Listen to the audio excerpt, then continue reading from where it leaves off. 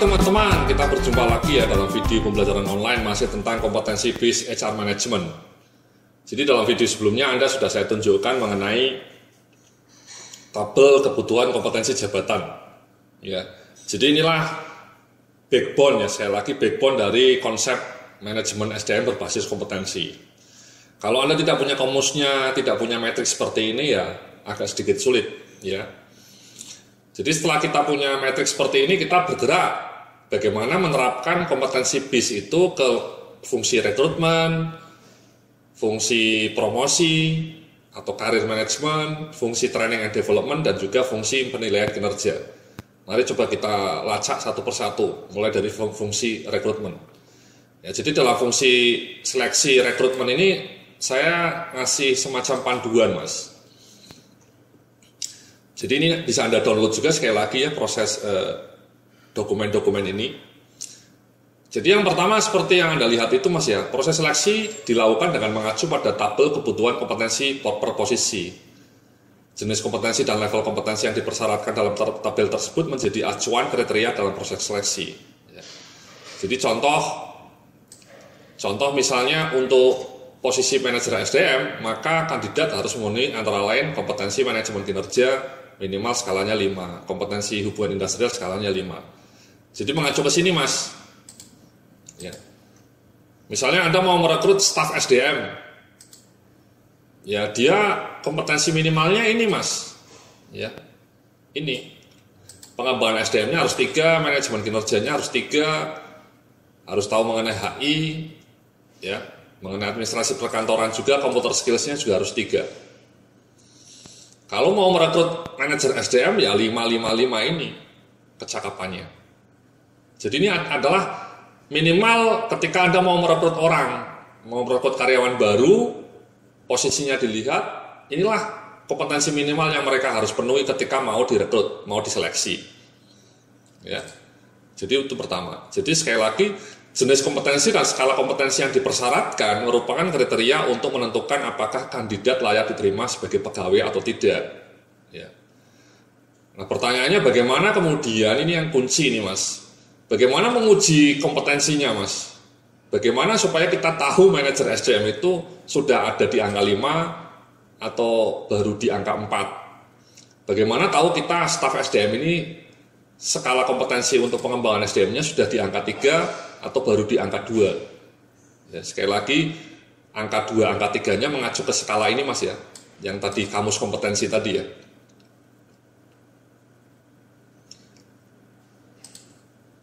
Nah alat tesnya ada 2 Mas. Alat tes tool yang digunakan dalam proses seleksi merujuk pada panduan uji kompetensi teknis dan kompetensi manajerial. Nanti saya akan tunjukkan ya panduan uji kompetensi teknisnya ya. Untuk kompetensi teknis fungsional, panduan tes kompetensi digunakan dengan cara tertulis dan praktek. Panduan pertanyaan dan kisi-kisi ada dalam file uji kompetensi. Ya, digunakan sebagai materi tes. Nanti saya akan tunjukkan panduan pertanyaannya, Mas. Jawaban dan hasil praktek dari para calon pegawai kemudian dinilai untuk kemudian dikelompokkan dalam level kompetensi yang sesuai dengan jawaban yang diberikan. Deskripsi level kompetensi telah diuraikan dalam dokumen skala kamus kompetensi tadi. Ya. Jadi intinya adalah kita kemudian harus, ini memang opsional Mas ya, ketika Anda mau merekrut karyawan baru, itu memang kadang-kadang hanya interview Mas ya, Anda tidak melakukan tes tertulis atau praktek. Tapi kalau Anda misalnya punya waktu, punya energi, ya Anda sebaiknya kasih tertulis lah, paling tidak tertulis, ya tes tertulis. Jadi memang untuk menguji kompetensi teknis fungsional itu memang idealnya dengan praktek Mas, praktek dan tertulis. Tidak hanya dengan wawancara ya, boleh sih wawancara bisa juga, cuman idealnya ada tes tertulisnya. Tapi kalaupun misalnya Anda mau melakukan wawancara ya nggak apa-apa ya. Jadi pertanyaannya seperti ini Mas, ya jadi ini ya.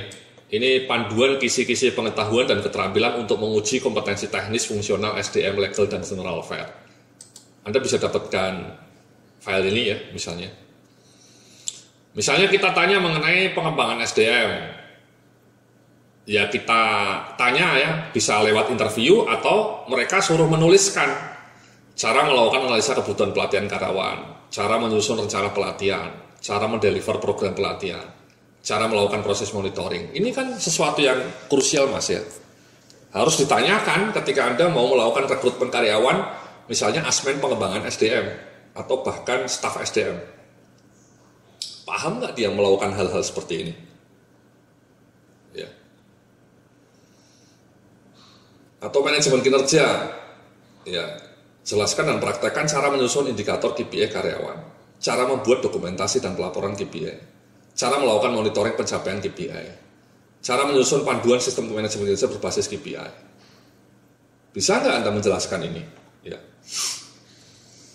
Ingat Anda kalau misalnya staf SDM minimal 3 ya, 3 itu standar ya.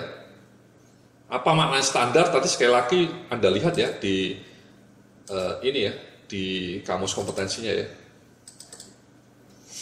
Ini ya, kamus kompetensinya. Pengembangan SDM standar itu ini.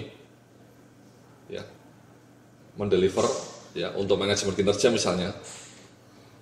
Standar ini memiliki kecakapan yang memadai untuk melakukan monitoring, pelaporan, dan monitoring KPI dan pelaporan.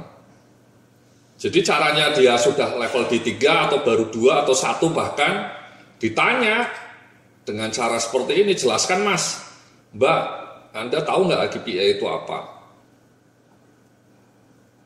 Anda tahu nggak cara menyusun indikator KPI? Anda tahu nggak cara melakukan monitoring pencapaian KPI?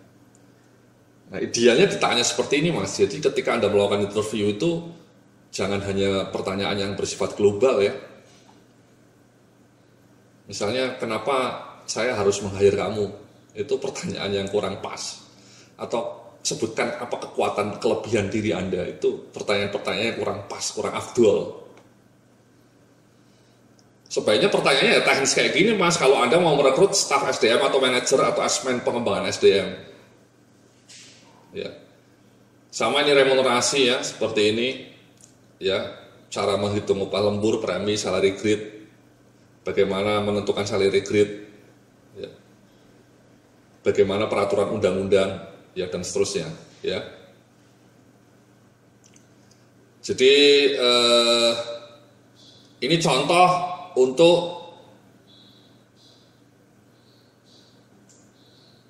mengetahui kompetensi teknis seseorang dalam bidang SDM, legal, dan general affair. Ya. Seperti yang Anda lihat di sini, pertanyaannya sangat teknis dan memang menurut saya tidak butuh untuk menjawabnya butuh kemampuan yang memang andal. Tapi itulah namanya kompetensi based HR management. Kalau Anda mau merekrut orang bagian SDM, ya dia harus menguasai ini ilmu pengembangan SDM, ilmu manajemen kinerja, ilmu manajemen remunerasi. Levelnya bahkan 5 ya.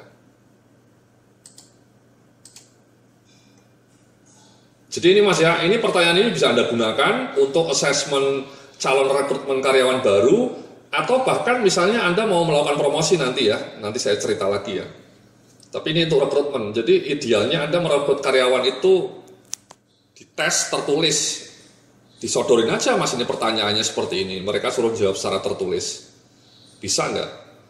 Nah, nanti jawabannya itu Anda analisa, Anda kategorikan kira-kira dia sudah masuk di level 3 atau baru di level 2 atau bahkan di level 1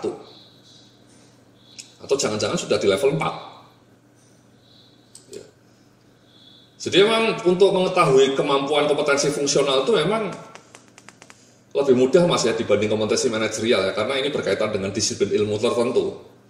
Jadi sangat ini langsung bisa diketahui ya pemahaman Anda.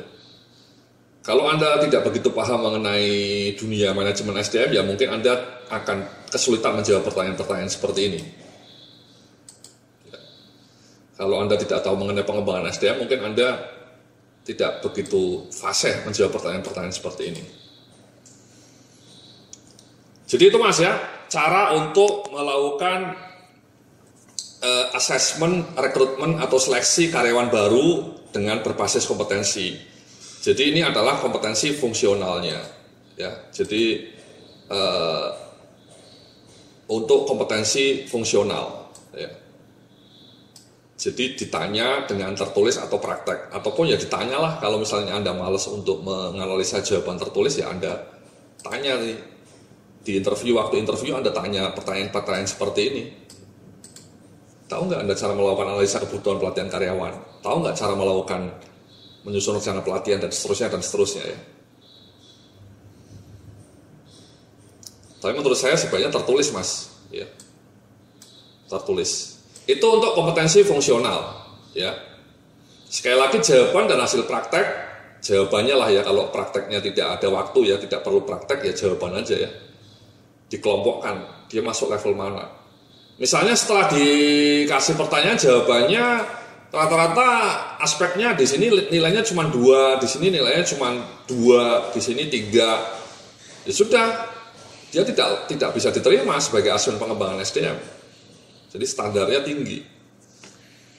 Atau misalnya staf SDM ini, Anda mau rekrut staf SDM baru, ketika ditanya mengenai pengembangan SDM, mengenai teori manajemen kinerja sesuai dengan pertanyaan ini ya, dia gelagapan tidak bisa menjawab apa itu KPI, bagaimana cara memonitor KPI. Dia di sini mungkin jawabannya cuma levelnya 1, di sini 1, di sini 1. Ya sudah, tidak lolos mas. Ya, apa boleh buat? Ya. Jadi sekali lagi ini standarnya memang cukup tinggi mas ya, ada 555 ya. Kalau menurut Anda misalnya standarnya terlalu tinggi ya mungkin bisa Anda turunkan, misalnya di sini cukup 3 saja untuk asmen. Baru manajer aja yang 5. Boleh juga ya, tergantung kebijakan perusahaan Anda ya. Atau Anda mau merekrut manajer SDM baru, ketika ditanya mengenai manajemen kinerja, pertanyaan-pertanyaan tadi tidak bisa menjawab juga. Ya, tidak tahu. Dia cuma jawabannya cuma nilainya cuma 3. Ya tidak lolos juga mas. Ya.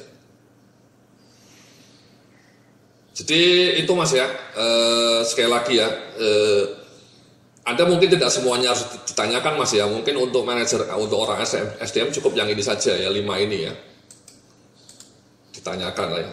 Jadi 5 ini yang ditanyakan dalam tes tertulis atau wawancara ketika rekrutmen.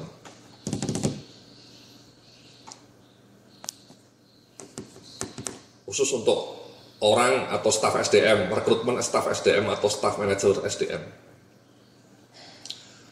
Sama mas ya, proses yang untuk fungsi-fungsi lain ya sama, ditanya juga. Ya ditanya untuk pertanyaannya itu ditanya juga uji kompetensinya ya. Jadi untuk panduan uji kompetensinya ditanya ya. Jadi seperti misalnya keuangan ya, Anda tanya juga mengenai hal-hal keuangan ya. Ini kebetulan mengenai SDM contohnya.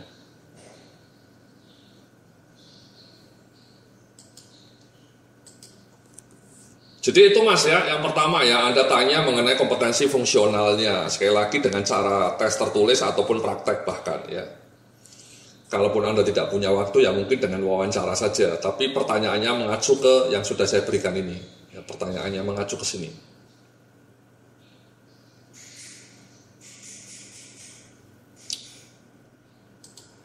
Nah selain uji kompetensi teknis fungsional, saya juga mengatakan bahwa Anda juga harus melakukan wawancara kompetensi manajerial. Nah ini bisa dilakukan dengan wawancara saja mas, ya kalau ini bisa dilakukan dengan wawancara, ya. Jadi untuk kompetensi manajerial, panduan uji kompetensi digunakan sebagai bahan untuk wawancara. Ya, nanti saya tunjukkan. Pertanyaan yang telah diuraikan dalam panduan dapat digunakan sebagai bahan wawancara dengan para kandidat.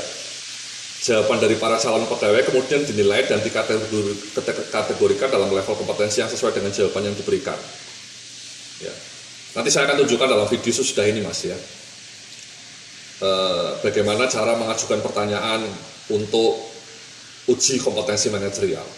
Ya, baru saja kita sudah mencoba melacak pertanyaan untuk uji kompetensi fungsional. Terima kasih, sampai jumpa dalam video berikutnya setelah yang satu ini.